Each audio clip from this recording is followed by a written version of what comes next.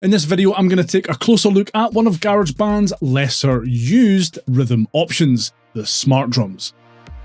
Alright, here we are in the smart drums interface in GarageBand for iOS. To get here, open the instrument menu and you'll find smart drums at the bottom of the drums section. On the left here, you have a power button that will start or stop any pattern you have active.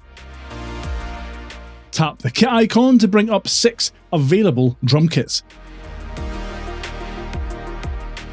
Each one has its own set of pieces that you can drag into your beat.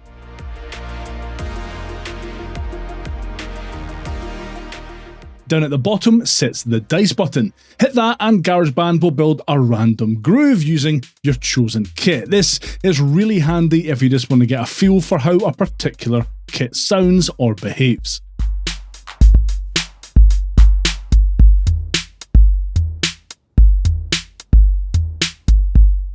And you can tap reset at the bottom here to clear everything off the grid. The main event here is this grid in the center. This is where all the fun happens, and if you've ever used the drummer's XY pad, this will look very familiar. It works in a similar way. So if I drag a kick drum into the top left square, I'll get a loud and simple kick pattern. If I drop it into the bottom right, the pattern will become quiet and complex. And if I park it right in the middle, I'll get a mix of everything.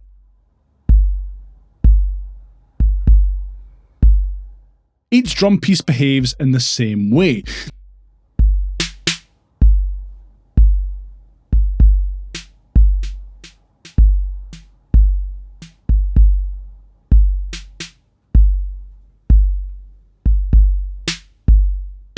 There are 64 possible patterns for each sound, since the grid is 8 by 8.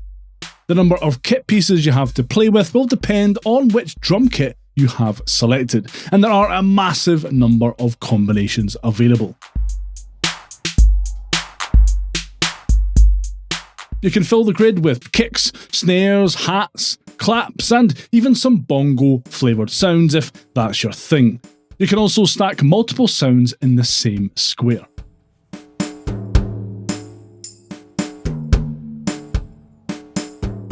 Once your groove is ready and you're happy with how it sounds, hit record and GarageBand will add the pattern straight into your project on one track.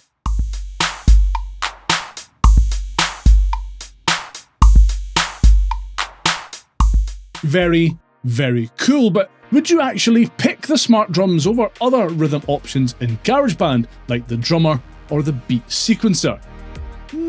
Probably not really. So why is it here at all?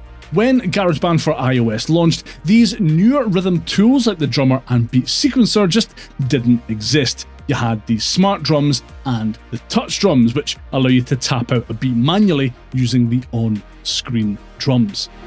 As the app grew, Apple added better and more in-depth rhythm options. Still, I'm glad smart drums survived. They are quick, simple, and actually capable of some quite quirky and usable results that you won't get in other drum options in the app. Having said that, I can't remember the last time I actually used these smart drums in a project. Let me know if you've used them recently down in the comments, and if not, which of GarageBand's rhythm options you actually prefer. Take care, and I'll see you in the next video.